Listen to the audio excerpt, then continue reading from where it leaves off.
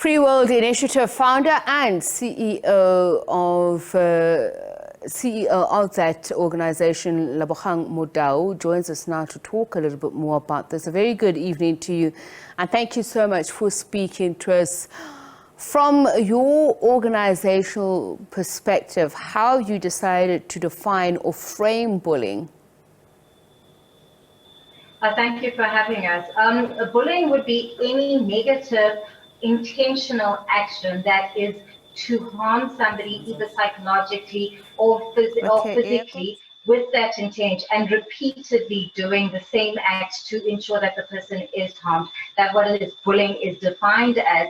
And there are different forms of bullying. There are, we talk about the sexual bullying, which is using of sexual images or forcing somebody to do sexual acts that they are not comfortable with or they have not consented to. There is social bullying or social exclusion, as it is called, where we know that the popular groups will exclude other children from being a part of interactions or part of games as a form of harming them. There's verbal abuse, where it's use of words to harm somebody's feeling. Physical abuse, which is the hitting and kicking. There is cyber abuse that has become more prevalent with times, where it's the use of cell phones or social media to hurt or exclude somebody. And one that we don't talk about so much, which is racial abuse, which is the form of using ethnicity or somebody's race to discriminate against them. So those are the different types of bullying that we are seeing happening.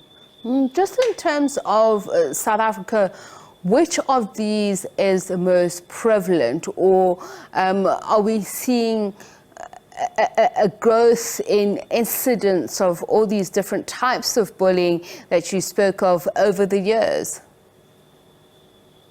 It's interesting that growing up, we always hear that sticks and stones can break my bones, but words can never hurt us. But now we are seeing that it is the words that are causing harm. And we are finding that the social exclusion, what we call social bullying, is the one that is the most prevalent. So excluding somebody so that they can feel like they are less than a person.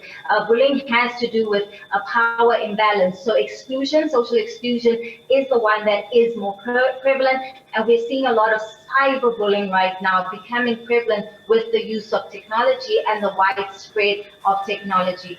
The school environment, particularly bullying and the forms that it's taken, has it changed drastically over the years? Because I'm just trying to think back to when I was in school, whether it be primary or high school, the kind of bullying that took place, I mean, it was hurtful, but I think compared to what we're seeing now, I would say it was actually quite benign.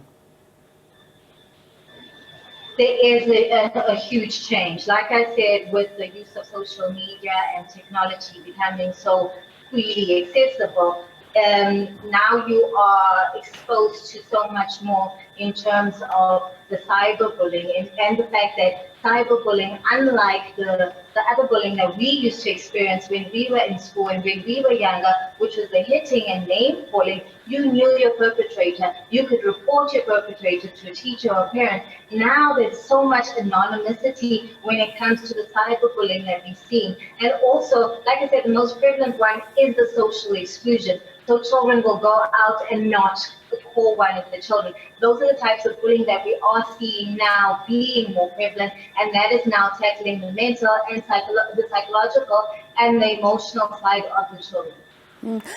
And you say back then we can report it to teachers. Are teachers in a more vulnerable position? Because as you say, on social media, we've seen countless videos of teachers being involved in actual physical fights with students, some being beaten up, some reporting of verbal abuse, emotional abuse. How can the schooling system help?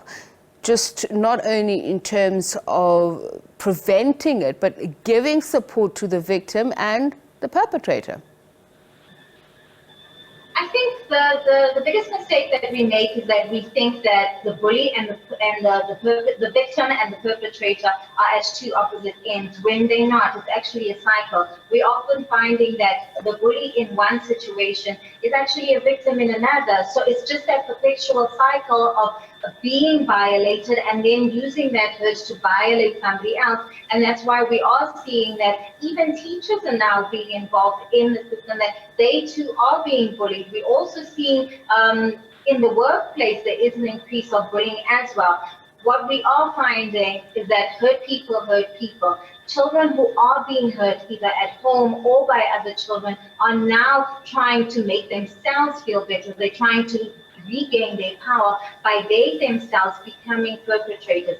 The school system, there are systems that are in place. There's a national safe school free work that was released in that was released in 2015 that was directed towards trying to make schools a safe place. The school environment often does try and put in place systems to try and make the school environment a safe place. But when we are dealing with bullies, when we look at interventions, we cannot look at them in silos and thinking that we're just going to be working with learners. We need to work with the learners, the educators, the staff at the school, but we also need to include parents, we need to include the community. So this is the whole village that needs to be educated about what bullying is, what violence is, so that we can break the cycle of violence. There are laws in place. There was a law that was put in place as far back as 1996 to try and make everyone safe from violence.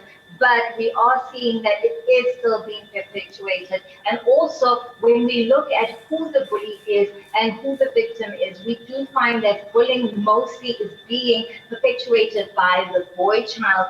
And it is the boy child who is also being the victim of bullying. And even when a girl child is being bullied, unfortunately, we're finding that it is the boy child that is bullying. And when we look at what is causing this, it is psychological issues and the fact that in children, depression does manifest itself as anger. So we do need to look at interventions in terms of that. You spoke about communities being part of the village alongside parents and teachers and the schooling system at large in dealing with this. Have perceptions changed over the years in terms of not just dismissing bullying as children playing in some cases or children being misunderstood? Have communities been better empowered to understand that it is harmful and can actually even lead to suicides because of children who feel that they can no longer cope?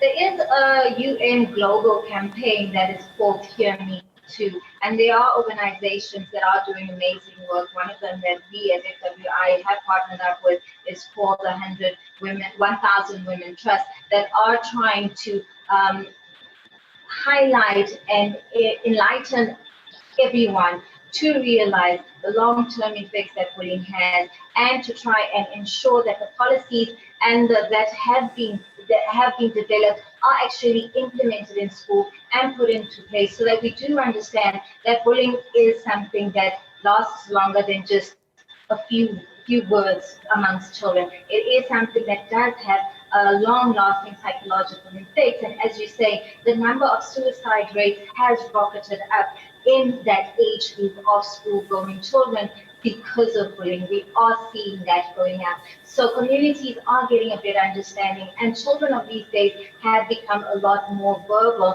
just to show that here's the march that is being driven by children that are saying we need to be heard, our feelings are important.